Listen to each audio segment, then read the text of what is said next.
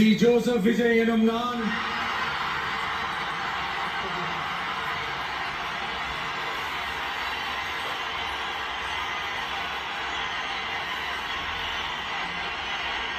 சட்டப்படி அமைக்கப்பெற்ற இந்திய அரசியல் அமைப்பின்பால் உண்மையான நம்பிக்கையும் மாறா பற்றும் என்றும்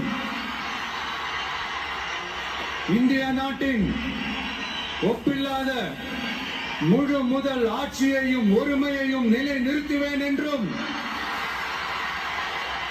தமிழ்நாட்டு அரசின் முதலமைச்சராக உண்மையாகவும் உளச்சான்றின்படியும் என் கடமைகளை நிறைவேற்றுவேன் என்றும் அரசியல் அமைப்பிற்கும் சட்டத்திற்கும் இணங்க அச்சமும் ஒருதலை சார்பும் இன்றி விருப்பு வெறுப்பை விலக்கி பலதரப்பட்ட மக்கள் அனைவருக்கும் நேர்மையானதை செய்வேன் என்றும் ஆண்டவன் மீது